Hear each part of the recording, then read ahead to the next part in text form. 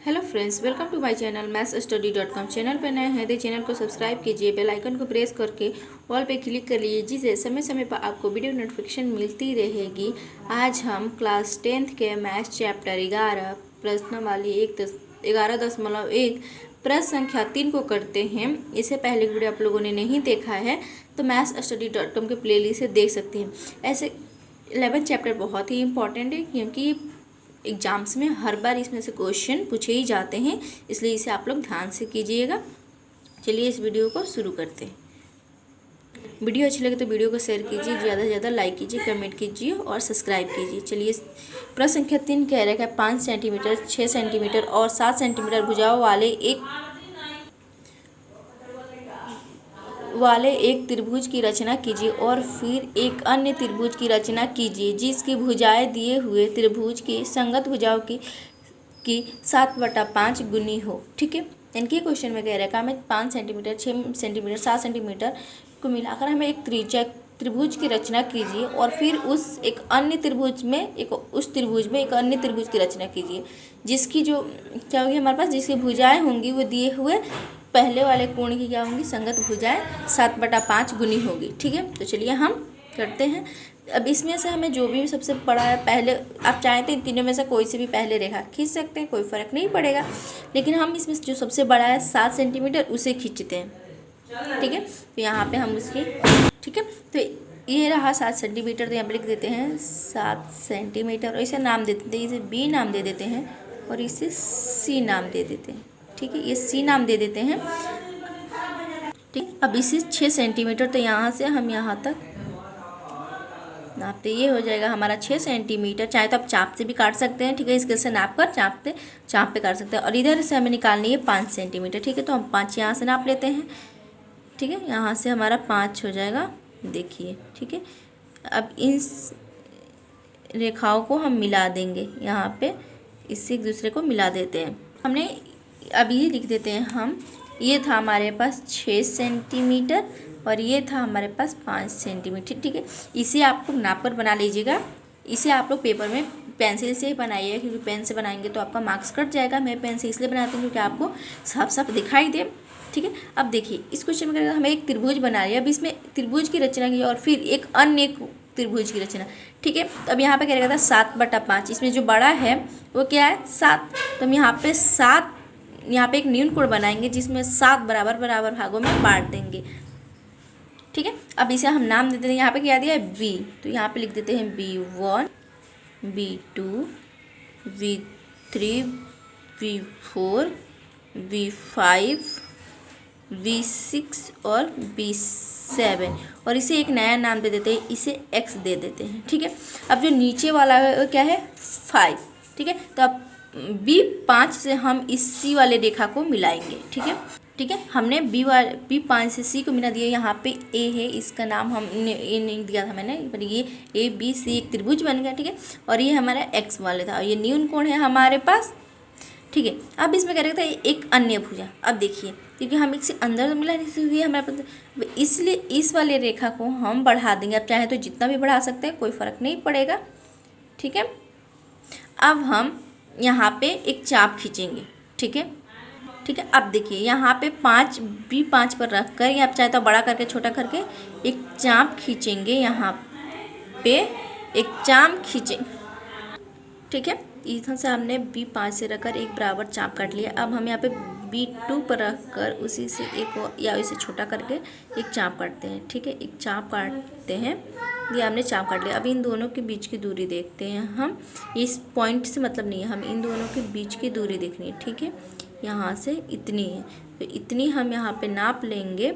ठीक है, और यहाँ पे क्या करेंगे, हम ऐसे नाप कर यहाँ पे कट का निशान लगा देंगे। अब यहाँ से हम इसी रेखा से इधर मिला देंगे। ठीक है, चलिए अब इसे मिलाते हैं और एक नया नाम देंगे। ठीक है, और इसे हम D नाम दे देते हैं, D। इसे हमने नाम क्या दिया, D दे दिया। अब हम A और B वाले रेखा को आगे बढ़ाते हैं और फिर यहाँ से एक चाप खींचेंगे और फिर यहाँ से और फिर उस वाले रेखा को यहाँ पे मिला देंगे। ठीक है, चलिए हम पहले B वाले रेखा को बढ़ाते हैं। ठीक है, हमने उसे बढ़ा दिया। ठीक है, अब यहाँ पे रखकर C वाले बिंदु से एक चाप काटते हैं। ये रहा हमारा इसका चाप। ठीक है, अब यहाँ पे डी से रहकर एक चाप काटते हैं इसी रेखा पे, इसे थोड़ा सा छोटा करके डी पे एक चाप काट देते हैं। ठीक है, यहाँ पे डी से एक हमने चाप काटा और फिर इन दोनों के बीच की दूरी से वहाँ पे एक चाप। ठीक है, इतनी दूरी है तो यहाँ पे इस दूरी के हिसाब से यहाँ पे एक क्रॉस लगा देंगे। ठीक है, अब इस वाले रेखा से हम इस वाले रेखा में मिला देंगे और उसे एक नया नाम दे देंगे। ठीक है, तो चलिए एक, ठीक है, हमने इसे मिला दिया और इसका नाम हम ई दे देते हैं। ठीक है, अब रचना के चरण और अपतिचे लिखते हैं। ठीक है, तो रचना के चरण हम चलते हैं, यहाँ पे लिखते हैं रचना के चरण। रचना के चरण वो होता है जो कि हमने जैसे जैसे ये बनाया उसमें हम लिख देते हैं। इसका फर्स्ट स्टेप है हमारे पास, जो क्या था हमारे पास, सर्वप्रथम बी सी 7 सेंटीमीटर कमा ए बी 6 सेंटीमीटर और ए सी क्या था 5 सेंटीमीटर का एक त्रिभुज बना लिया। ठीक है, इसे लिखते हैं। ये तो हमने लिखा है सर्वप्रथम B C 7 centimetre, A B 5 centimetre और ए सी 5 सेंटीमीटर, जहाँ एक त्रिभुज बनाए और ये ए बी क्या है 6 सेंटीमीटर है। ठीक है, अब हम दूसरा पॉइंट लिखते हैं। हम लिखते हैं भुजा बी सी के नीचे की ओर कोण बनाते हुए बी एक्स खींचा, यानी कि हमने ये बी एक्स खींचा था उसे लिखते हैं। ठीक है, दूसरा लिख दिया हमने। अब तीसरा लिखते हैं बी को केंद्र बनाकर, बी को केंद्र मानकर, केंद्र मान कर 7 बराबर चाप बी बराबर के B1 बराबर B2 बराबर के V3 बराबर के B4 बराबर के V5 बराबर के B6 बराबर के B7 खींचा। ठीक है, अब इसका चौथा पॉइंट।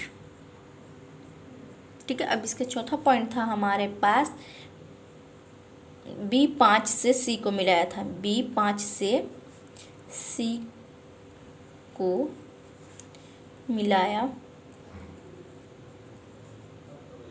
ठीक है, पांचवा पॉइंट है हमारे पास फिर B5C के समांतर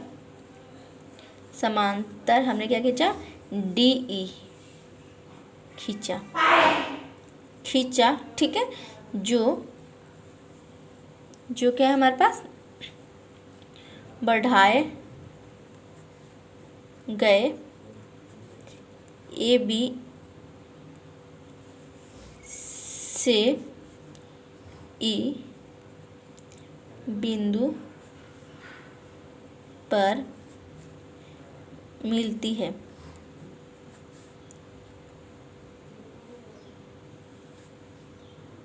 ठीक है, यहाँ पे मैंने थोड़ा सा आगे पीछे कर दिया था, मैंने जो सही कर दिया। डी पर ए सी के समांतर ई डी खींचा जो बढ़ाए गए ए बी से ई बिंदु पर मिलती है। ठीक है, छठा पॉइंट है हमारे पास फिर। ठीक है, इसमें आगे पीछे भी कर सकते हैं या अपनी लैंग्वेज में भी लिख सकते हैं, कोई फ़र्क नहीं पड़ेगा। ठीक है, B5C के समांतर B7D BC को, ठीक को क्या था, बढ़ाते हुए एक रेखा खींचा। ठीक है, अब हमें इसका और तीचे लिखते हैं। चूँकि क्या था हमारे पास यहाँ पे डी ई जो था, डी और ई वो समांतर था हमारे पास ए सी के। ठीक है, इसीलिए त्रिभुज ए बी सी क्या है हमारे पास, समरूप है त्रिभुज ई बी डी के। ठीक है, फिर या अर्थात आप लिख सकते हैं, फिर या और भी लिख सकते हैं। और ई बी क्या है हमारा, ए बी पे बराबर है हमारे पास बी डी बी सी के। ठीक है, बराबर है हमारे पास बी डी से बी सी, उसके बाद था डी ई से ए सी बराबर है हमारे पास 7/5। ठीक है, 7/5 यही हमारा फाइनल आंसर है। आई होप आपको ये वीडियो समझ में आई हो। चलिए मिलते हैं नेक्स्ट वीडियो में, तब तक के लिए गुड बाय।